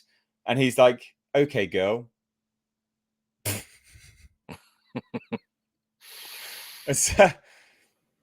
Are you assuming her gender? And sometimes I think I've really got a movie going after this. And then other times I'm like, oh, they have this whole other plan and I'm not a part of it. Why would you reveal this? Stop revealing your L's. Also, if you're pitching Kevin Feige 17 versions of a film, he's probably like, fuck off. I haven't even had a morning coffee yet. What are you doing? Also, if you're pitching Kevin Feige 17 versions of a film, and he's not sold on one of those versions, that means all 17 versions of that film are garbage. Yeah. Take your 17 versions, narrow it down to the top 3, and pitch them those 3. Nobody wants to sit there and listen to your 17 versions of anybody. So funny. So to this end, DaCosta would later explain to Total Film magazine that at this point in time, with Hollywood having taken great strides in representation, the success of female-led films, including the Marvels, was now truly dependent on their quality rather than any inherent messaging. In terms of women-led films and women as superheroes in particular, and excitement around that, I think it's really just about whether or not the movie's good. Especially now, we have more and more films that are female-led, that are action-based or superhero-based. I mean, by fucking Jove, golly gosh, what on earth are you... Yeah, obviously it's based on whether they're good or not. You hear this stuff and you just go, really? Come on. Oh, God. Just such nonsense. But, of course, ladies and gents, she doesn't really understand it. At all, in fact. Sort of, anyway. So, her interview drew to a close. DaCosta ultimately admitted that rather than look to Barbie as a blueprint for success, she believed that for women-led superhero films, as long as the quality stays up, that's what's going to keep the audience coming back. And then immediately contradicts herself by saying, the Marvels. The biggest difference from the other MCU movies to date is that it's really wacky and silly. Such high quality. Yeah.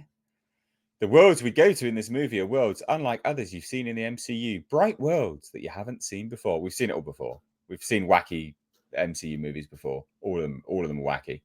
Right, thoughts, guys. Come on, Nick. Come on, Tom. What do you think? I have a small prediction that they push this movie back, and yes, the reason being they're going to re-establish its. They're probably going to do a couple little reshoots quietly, but they're also going to re-establish its campaign. And I bet you it's going to be pink as hell. And I think it's going to really amp up this. We're having a slumber party girl power thing to try and cash in on the Barbie craze. Because that's the way Hollywood understands things. Yeah. So we'll see how that goes for them. But yeah, I agree. I'll be surprised if this actually comes out in, what was it? No, is it scheduled to release this November? November. I reckon it's going to be delayed again. Or they'll still release it and accept and use the other movies and the strikes and stuff as a reason why it bombs. And they're happy for that to happen because they'll have an excuse for why it's failed rather than having to come up with a reason. Yep. But yeah, Tom, when they are losing all this money on all these projects, all those losses, that's all tax write-off for them, isn't it? I'm not sure how it works on the corporate side of things. Well, it's depending on whose financiers and things. They're going to have deals, haven't they? So sometimes they have to pay back quite high interest on financiers, depending on how it's funded. This is the situation. So, like Skydance Media, for instance, has Skydance has a big deal with JP Morgan, $1 billion deal, in fact. But that's financing from them.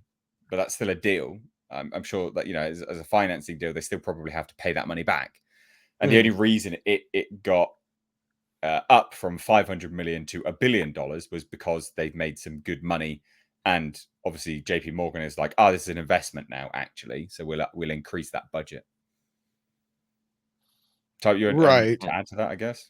No, I think you're correct, and I mean, because at this point, a lot of these movies are like Marvel is its own studio, so it's like a co-financing deal with Disney, and then Disney is basically a distributor, right? Yeah, and then they bring in license deals and other things that help somewhat amortize the cost of these movies. That's another thing we do take into consideration.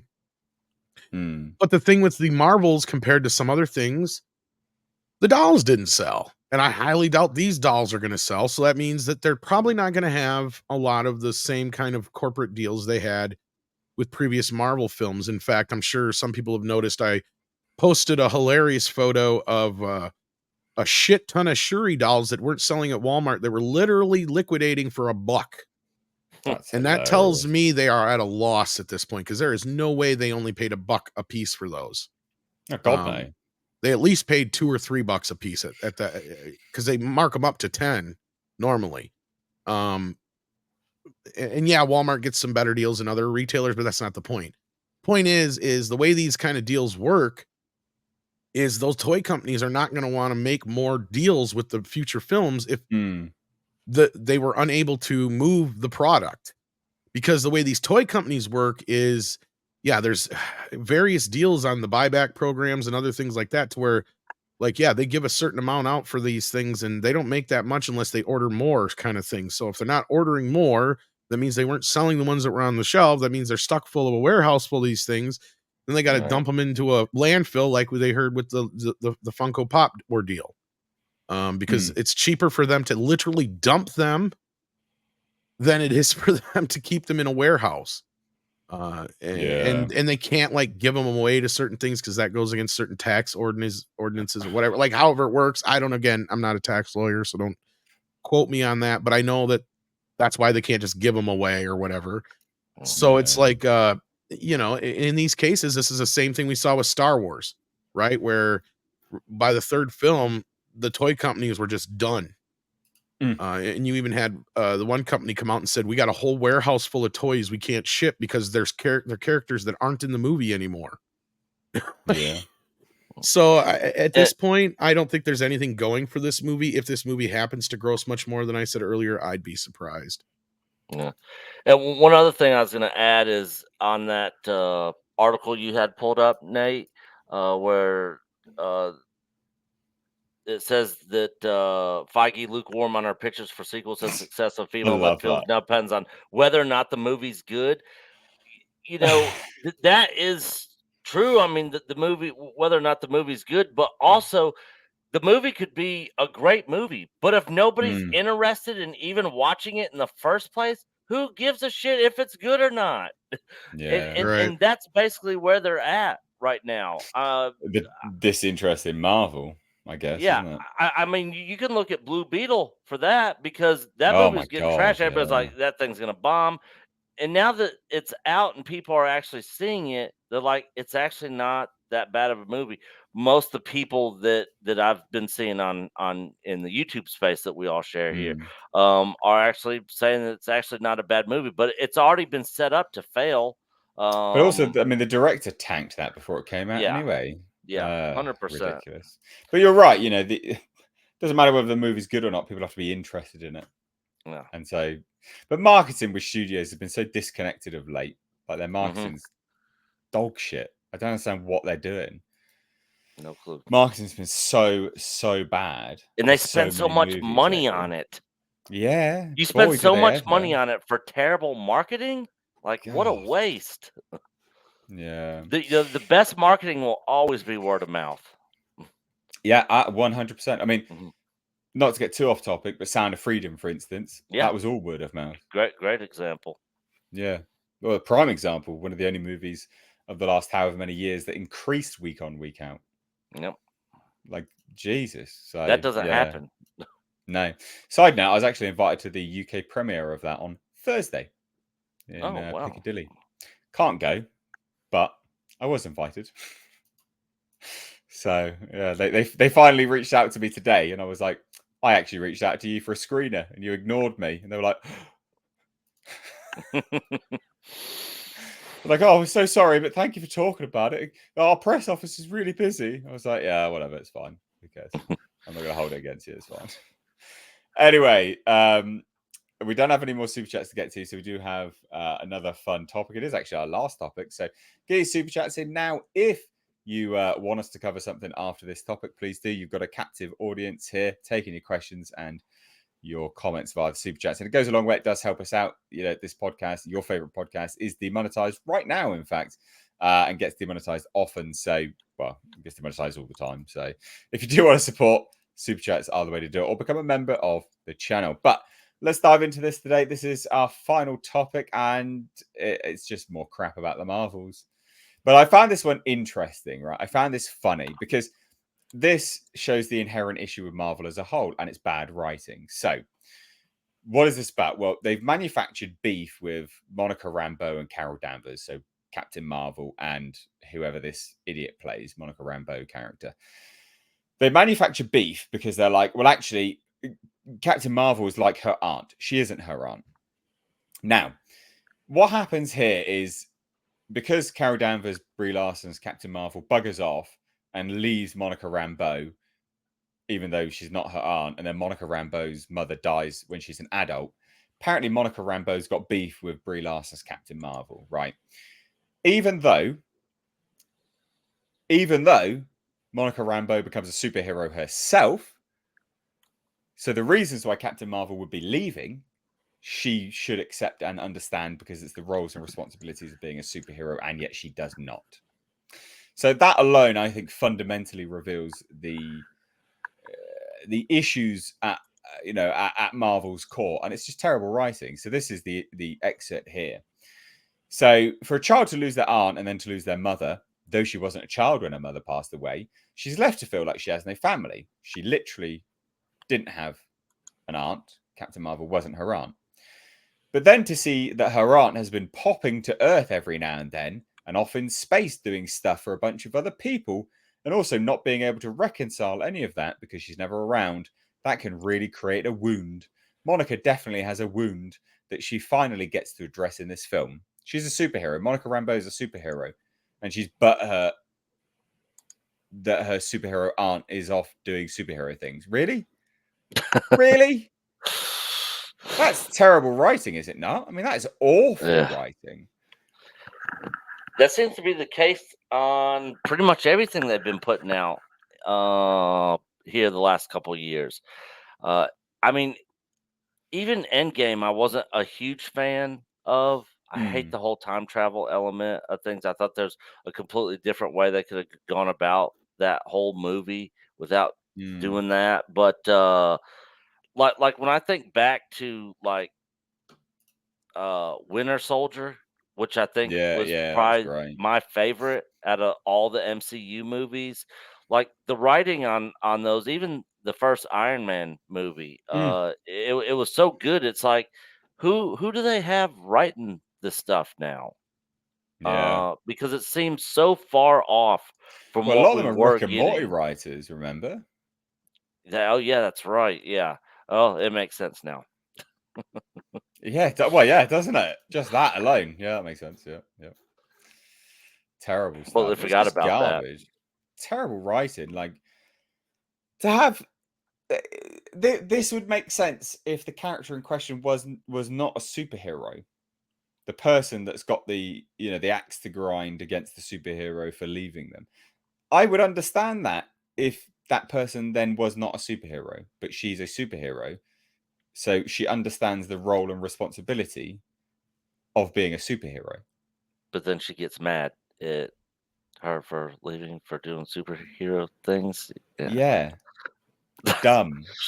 Dumb as shit. And these writers are striking and want more money. Yeah. Creative bankruptcy. Geez.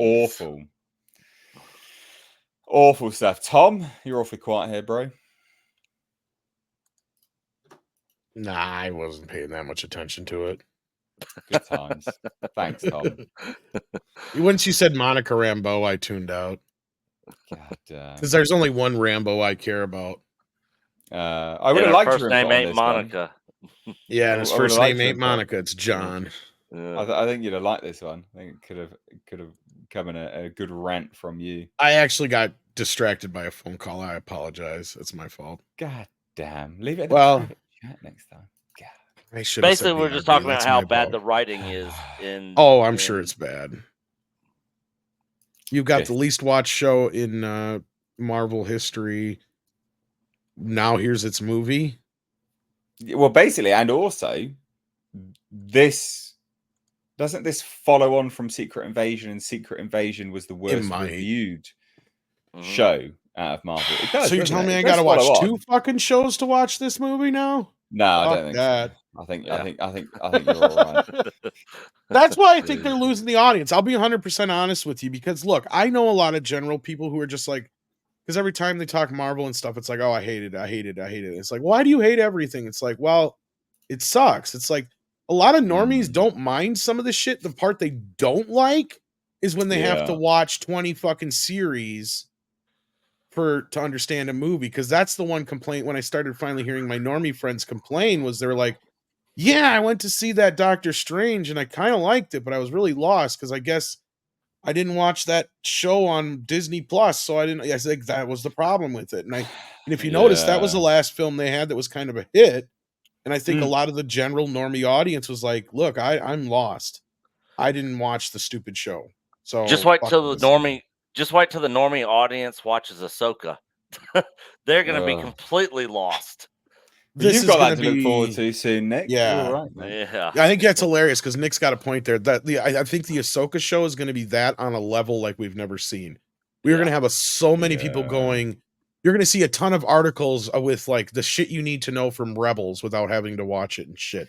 Yeah, because you're going to people bitching. Yeah. Well, Nick, you're going to be our resident reviewer of that every Thursday. Yeah, you know that, we will be watching it and reviewing it tonight. Our review will be out on the main channel tonight. I'm going to go into it open-minded, but it's probably going to be my expectations are pretty low for anything Disney does, especially anything Star Wars wise. Oh yeah, what's that famous line from Culture? Star Wars is dead. It's dead. Yeah.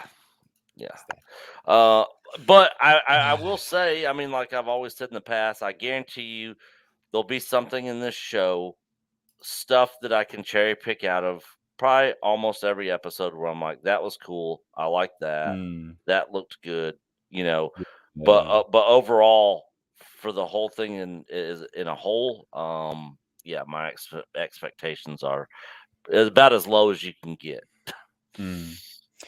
Right, well, let's we've got one more super chat. We've got one more thing that I want to cover quickly. So Alex Smith for $5 Australian says, hey, Mr. H, if you checked out Talk to Me yet, it's an A24 done by YouTubers, has a chance to be top domestic box office horror movie for A24. No, because it's not out where I am, basically. I have not seen that advertised anywhere. There's been a massive issue with distribution lately. So no, I've actually not. Unfortunately, my dude. But Tom, over to you now. Get off the phone. Let's talk about Depp versus Heard on Netflix, because that's what you want to talk about. Get off the phone. I'm not on the talk phone. about I had it. the doctor's office calling me and Good. stuff like that. No, I speaking of doctors, the day after my surgery, I had to go put my foot up. So I was like, all right, well, this 3-hour documentary about Depp versus Heard. I know a lot of people that are supposed to pop up in this from the trailer I'd seen. So I'm like, fuck it, I'll check it out. Oh yeah, Mm. there are a lot of YouTubers. Yeah. And a lot of them who are pissed off that they're making money off of their clips and stuff. Well, it's kind of a mixed bag, I guess. Some people did answer the emails and got paid. Some people didn't answer the emails and didn't get paid, but Netflix just decided to use whatever footage they were going to use, period. Yeah. And the funny thing is like 90% of this documentary that isn't the court case footage is actually YouTubers and TikTokers. But anyway, you're about to say, Mr. H, yeah. Well, I was just going, do you want to explain to people what this is and what the issue is and what you wanted to talk about specifically about it? Sure. So yeah, what happened was Netflix bought this documentary. I can't remember the producer's name, but it's a 3-part documentary about the trial. And it was #1 over the weekend in most places that I know of on Netflix. So people are watching it. But basically, the documentary can be summed up as whatever you thought about the trial, you were wrong. Amber was innocent, and it's because of YouTube and TikTok that you're wrong. And it's actually, I'm surprised that some of the media is not being as nice to this documentary as I thought they would be. And I think it's because the documentary is so piss poorly put together that they don't even really. Like a perfect example. Here's the best example I can give you of the documentary. For those who followed along with the trial, there was a moment when this guy from TMZ was there, and his claim was that, Amber had called the offices and let them know she was going to be going down and filing these charges, blah, blah, blah, blah, blah, to make sure the paparazzi was out front to catch her, and all that kind of business. Well, Amber's lawyer was like, well, aren't you just looking for your 15 minutes of fame? And he's like, well, actually, no, because TMZ is one of the most litigious organizations out there, and I'm putting myself at risk right now. Yeah. And then he turned around and said, well, and I could also say the same damn thing about you taking on Amber Heard as your as your client. Yeah, as your client. And he really shut her up real quick then. And irony of ironies, they go from that into the part of like, do you know what a super chat is? Do you know that YouTubers get money from them? And it was just this whole thing like, so they're like, YouTubers were benefiting from the trial. They were making money from their coverage of the trial. And I'm just sitting here going, oh, you mean like you guys are right now? And so did CBS, ABC, NBC, CNN. Insert your fucking news organization. Like, it is one of the most hypocritical, dumbest, asinine. It feels like it was put together by a 12-year-old girl who loves Amber Heard. Okay, like that's what it feels like. Now I guess Andy Signor is really upset because he didn't get paid for his, and he's in there quite a bit. He's in there quite a bit. He's probably in there just as much or more than anybody else. Darth News is in there quite a bit. I've had the opportunity to meet him once. He's really funny. But he got paid because he answered the email. And he said, I knew they were going to manipulate my shit, so I might as well get paid. Because really, 100%. They do it anyway, so they're going to argue fair use, which to me it's more like fair abuse, right? Especially considering what we brought up earlier, Mr. H. For those who may have missed the earlier part of the show, Mr. H wouldn't show the trailer for Rebel Moon because Netflix is one of the worst. Oh, they are bad. So bad. For claiming shit and not dropping it under the usage of fair use. But yet this entire documentary is running under the idea of fair use, and it is more like fair abuse is what I've been calling it. Because if we couldn't dream of getting away of using as much footage as they do. Oh God, no. And people like Tug, that Umbrella guy even said flat out he didn't want any of his stuff being used, and he's in there at least once or twice with Nick Rekieta and a few others. So like, it's sketchy. I'm surprised as many people are actually watching it, but I'm really happy to see the ratings that it's getting on Rotten Tomatoes, which are very, very bad. They're in the dumps. But then again, I'm reminded of, that Neverland documentary that got as wide as it did and how many people bought into that bullshit. And that was snuffed out pretty damn quick, but it still was not quick enough to where people didn't buy into it. So I'm wondering how many stupid people are going to buy into this documentary and going, oh, maybe I should think about it. Maybe I was wrong about Amber. You know what? I don't think anyone will. The thing is, and this how they framed. I hope not, Nate, but a lot of people believe that Neverland documentary, and they literally had to reclassify that as not a documentary anymore because it had so many lies in it. Yeah. Well, what I was going to say was the way that they framed the documentary or whatever you want to call it on Netflix for Debt versus Head, I think perfectly represents and also denotes the fact that they're well aware YouTubers did a better job of coverage than they ever could. And so I think the time's been and gone. The cultural moment of unity behind it and realizing what an absolute turd Amber Turd is, and the sort of, I mean, it was just prime time viewing. It was amazing, and it's gone. It's been and gone. People's minds have already made up. I don't think that there's ever going to be a time where people are going to suddenly go, oh, those YouTubers and their coverage was bad, or I was manipulated, or oh no, I've got to really change my mind. I just don't think that's ever going to happen. And I think they realize that, and that's why the framing of the series or documentary, whatever it is that way.